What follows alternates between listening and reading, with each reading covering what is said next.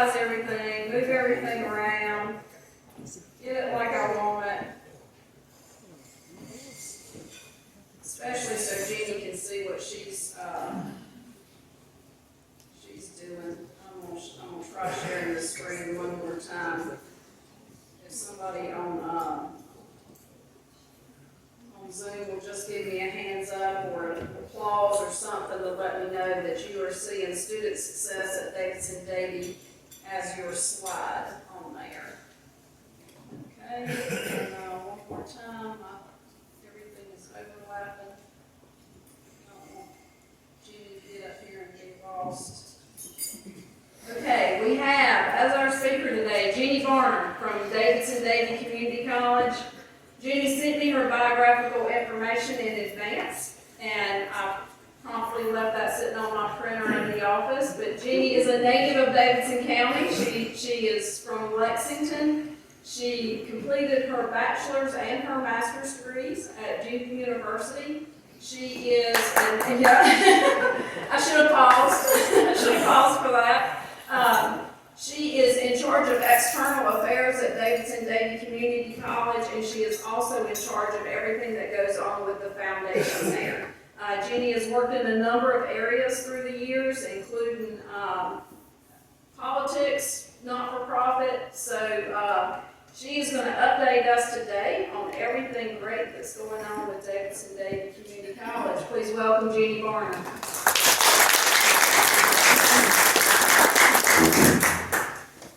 Thank you, Hope, and thank you everybody for having me here today.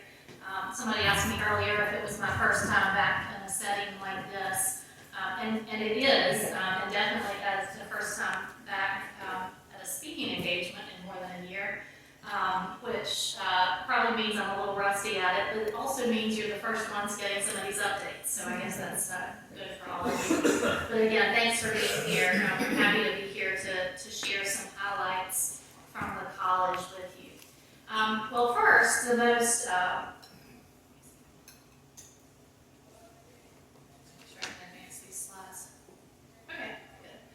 Well, the most obvious thing, which I guess most of you know by now, is that in the last year we now have a new name. So on January 1st, we became Davidson Davie Community College, which to a lot of us was sort of a no-brainer. We had been serving Davie County for decades, but it just wasn't part of our name.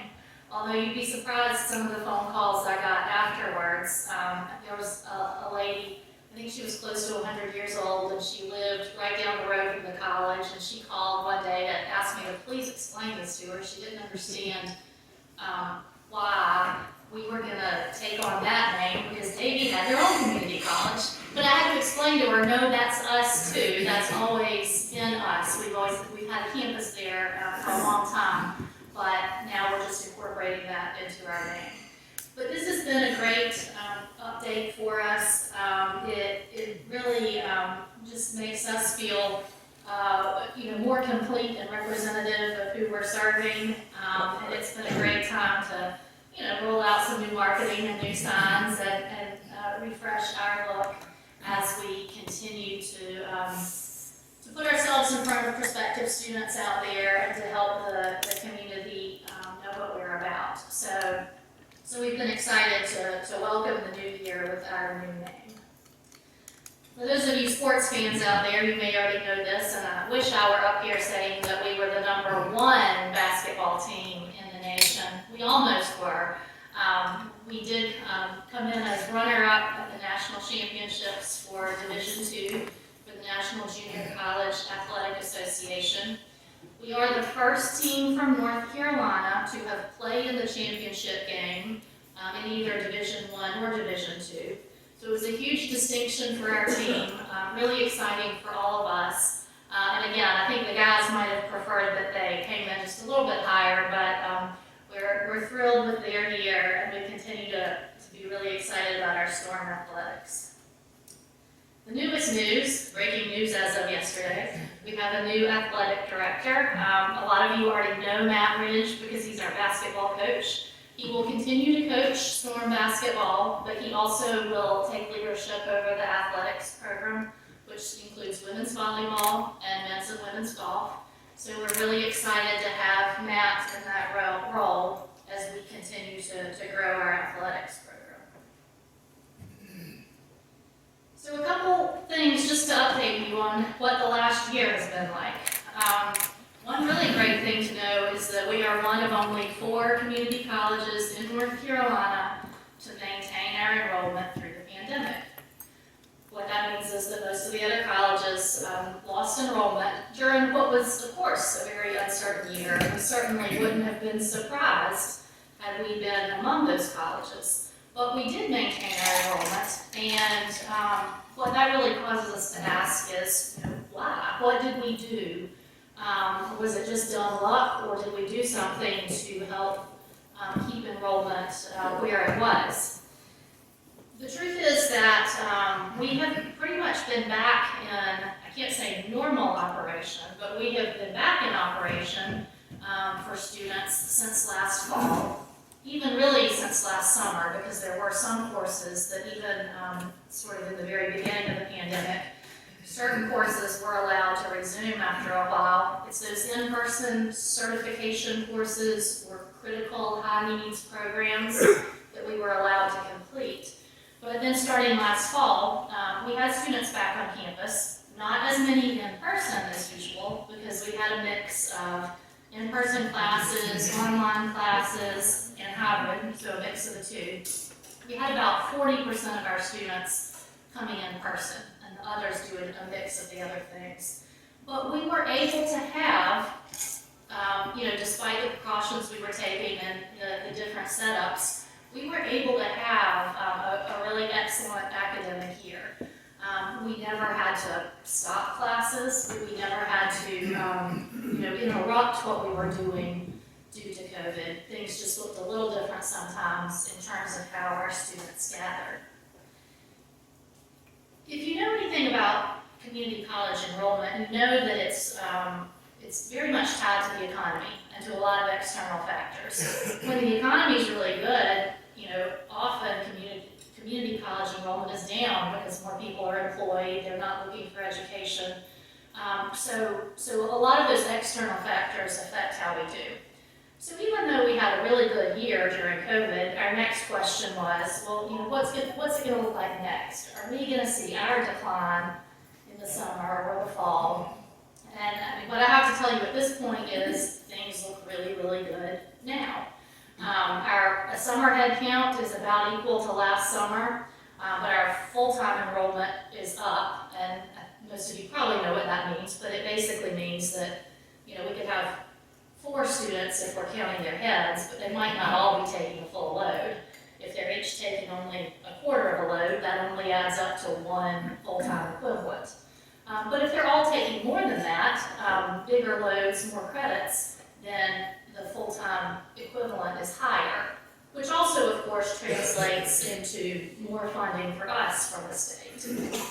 For fall, and we're still enrolling for fall, so we expect this number to change. Our head count is only slightly down, which is not a big deal, although FTE is already up, so the number of credits being taken is already up. And then for spring 2022, which you might say, why do we know that yet? Well, it's because we are fairly innovative in how we do registration. We let students go ahead and register for several semesters, which really helps them with their planning and helps us with our planning as well. So we're already having registration numbers for spring, and we know that at this point compared to last year, both head count and full-time equivalent enrollment are up. So these are all good things for us here in Davidson and Davie counties. It just gives you a snapshot of what our current environment looks like. The other thing that's happened in the last year, and I think some of you were on campus for this as well, is that for over 3 months, we hosted vaccine clinics on campus. We were partnered with the health department to do that, and we couldn't have been happier to be playing that role in our community for a lot of reasons. Obviously, we loved the idea that we were helping to get vaccines to people, and for a lot of people, we were an easy location. They either already knew where we were, or they felt like they could get to us easily. We also felt like we were raising awareness students in the community, people who might not ordinarily come to campus, or might have forgotten that we were there. You know, we had thousands and thousands of people coming on campus who, under normal circumstances, probably weren't going to be there. So I think that underscored for us our ongoing commitment to being a community presence and wanting to do all we can to step in during those times that we are needed. A couple things as we talk about looking forward. So I told you about enrollment, but how does that actually translate into performance? We are consistently ranked as one of the top performing community colleges in the state. Now, I could throw lots of charts and numbers up there, but they put me right to sleep. They're so tiny that you usually can't read them. But there are a lot of measures of performance for students out there. Anything from program completion rates, graduation rates, successful passage of accreditation exams, lots of different ways that we look at how our students are doing. And are we always perfect in every category? No, but the bottom line, the summary is that we continue to perform, at the top. Often, in the top 5 on many of the measures that we look at. So our students are doing really, really well.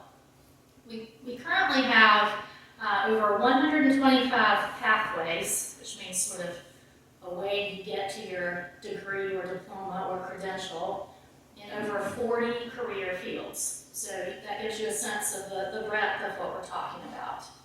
A couple of the things that are coming, dental assisting is scheduled to take off this fall. Like so many things with COVID, we have still been going through the accreditation processes that were all delayed over the last year. But dental assisting is on the books starting in the fall semester. And of course, we're really excited about that because since we opened, since East Carolina University opened their dental clinic, it's been about 6 years now, we've known that we had an important partnership there, and we're excited to have our own program for our own students where we can partner with them. Next fall, we are working toward a sustainable agriculture program. The foundation is already laid for that, but we're continuing to build that program, which we're getting a lot of interest in from our area. And then, as many of you have heard me talk about before too, we have surrounding properties that we are continuing to develop, some of them for academic use, some of them for various community partnerships. So that is always something that is a work in progress. A couple of really important things, and a lot of this has transpired only in the last couple of weeks, so you may have heard it in the news, but if you haven't, this may be new information for you. One thing that we do know, and you all should know this well because you have supported scholarships over the years and you've made that a priority, but we do have incredible community support at the college for scholarships, and we have during the entire existence of both the foundation and the college. There have been over 200 different funds that we use to support our students, and those have made it possible for so many of our students to go to school. And sometimes people say, well, 200 scholarship funds, you must have everything you need. Well, when you understand, though, that 75 to 80% of our students qualify for financial aid, you understand that we need all those funds. In order to help all of those students who want to go to school, we need every dollar that is given to us for scholarships. However, there is a rather unique opportunity on the table right now. And it's something that, if you know of any people who just graduated from high school this year and they don't have college plans yet, they have an incredible opportunity in front of them right now. They can't take advantage of it a year from now or 2 years from now, but it's right now. The state of North Carolina announced a couple weeks ago that with some of the relief funds they're getting from the federal government, that they are rolling out something called the Long Leaf Commitment. And it's for 2021 grads, as long as they take advantage of it right now for the fall. They are guaranteed tuition assistance. Now there is some need-based qualification to it, but a lot of people are gonna be eligible for this money. If people have already enrolled at the community college, they're eligible too. If people haven't enrolled, they need to enroll right now, like in the next 2 weeks to a month, so that they can take advantage of this for the fall. And I do have a couple flyers with me if anybody needs them, if you know of students who may benefit from this. The other thing that's available, the long leave commitment is really for students pursuing degree programs, curriculum programs. Maybe they want to then transfer to a four-year school. But there are also, as we know, people who want short-term training programs, something that might lead to a degree or a certificate, something less than your typical 2 years at a community college. There is also a whole lot of funding out there right now for short-term training. So people who might have some interest in coming to the community college, there has never been a better time to do it because there is a lot of funding assistance out there right now. So I bring all that up because I think it's important information, especially if you know people who might take advantage of it. But I also bring it up because there are longer term implications. This stuff is going to help us for the next year, and for these high school grads, they will then benefit into their second year. But after this year, we can't be signing new people up for this kind of assistance. So what kinds of things are we talking about for the future? And I'm sure that people that you've heard, there are lots of different discussions about how to make higher education affordable in North Carolina or across the country. There have been a lot of what you've probably heard referred to as free tuition programs. So what does that mean for us here? Some of you may know that Davie County has undertaken a pretty ambitious college promise program called Ignite Davie. That's Ignite Davie is a partnership between individuals, businesses, government, and Davie County. They are working to raise a $3 million endowment so that they can guarantee that all Davie High School graduates have their tuition and fees covered at Davidson-Davie Community College. Some other counties have had similar programs. You hear it talked about as a possibility at the state and the federal levels, but it is actually happening in Davie now. Even though they're still fundraising for it, they've already been able to kick off and just completed their first year of the program. And just to give you a sense, before this program was in place, the year before it was in place, I believe that we got 29 students from Davie High School who came to the community college that year. After Ignite Davie, we had in the 80s. That's how many came to the community college that next year. Now, maybe some of them would have gone to college anyway, but had just gone somewhere else. But we know that we have large numbers of students who are not pursuing anything past high school. And that's the intent of programs like Ignite Davie, to get people who are either the community college would be a better fit for them, or who would just not be pursuing any other education anyway. And the reason businesses are involved in Davie County and economic development is because they want those people to be educated and hopefully to bring that back to Davie County and help build their economic development base. We don't have this program in Davidson County yet, but there is a lot of interest from people who think we need to build a similar initiative here. And so we are working on that now. We're starting to pull groups of people together, and in fact we have some initial funding to work on a Davidson Promise type of program. So if you hear more about that, if you have ideas for that, if you want to be involved in that, let me know, because I do think that will be an important part of the future of how we help students pay for school. In addition to the scholarship funds that exist now. And of course, students continue, we first make sure that if they're eligible for federal money or state money, that we take advantage of that. But then after that, along come the scholarships and along come programs like Ignite Davie that help students pay for school. So don't be surprised to hear more about that in the coming years. And I know that you all continue to have conversations about how to help students on the scholarship side of things and the best way to do that. And I really appreciate your engagement in that. So I think I'll stop there and ask if there are questions. I know Phil Griffin emailed me to say he wouldn't be here to hear me this week, and I said, well, that was one fan I might have had in the audience, but I'm glad to see several former foundation board members and at least one current foundation board member out there. So I'm glad to see friends and champions for the community college. Now, Judy, on the long leave commitment, do other community colleges also have access to that same funding, and are the surrounding ones actually actively participating? They do, they are, and they're not really given a choice whether or not they participate because the state's sort of running that program. So students should be able to, go to any community college they want and access those funds. We prefer they come to ours, but yes, it is a statewide opportunity. Jim, where we stand on the intersection of the DCCC class? So in October, you will see the heavy equipment out on the highway. DOT will finally be underway with their project to completely change that interchange, not only to make things safer right there at the college, but to give us access to our land across the street.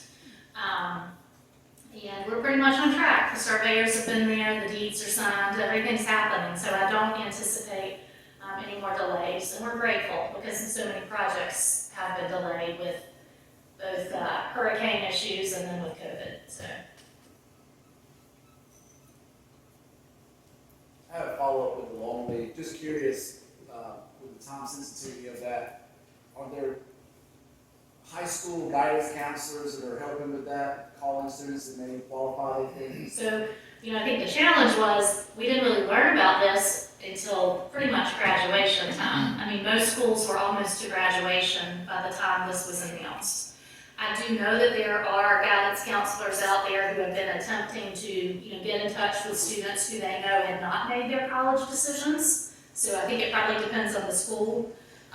We have mailed the information to every single high school grad in the county based on the mailing lists from the schools. So I'd like to think that even those who aren't necessarily hearing from their guidance counselors have gotten something in the mail from us. That's a question. Did you say the long leave is for the people that's pursuing a 4-year degree? They don't have to be, but they're interested in a curriculum program while they're at the community college. Or do you see much enrollment in the vocational? We have lots of interest in the shorter term programs too. And a lot of these programs, as I think we all know, can lead to some really high paying jobs as well. We have a really popular welding program. We have, lots of shorter term programs that are still very popular, are updated. They don't look like they looked, 20, 30 years ago. So they're not necessarily what we think of sometimes when we talk about vocational technical programs. But there are short-term options, and there is a lot of funding for that too. And sometimes those are people who are coming back to school for an additional credential or some more training for work, or they could be coming right out of high school, but it just depends.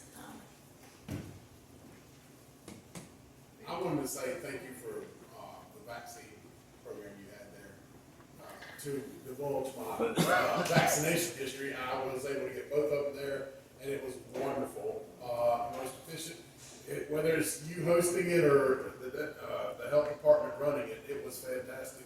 Seamless. If someone says, I don't, they use the excuse that they didn't know where to go, or it was too hard to sign up, or any of the excuses you might use, that's not the truth. That was the easiest process.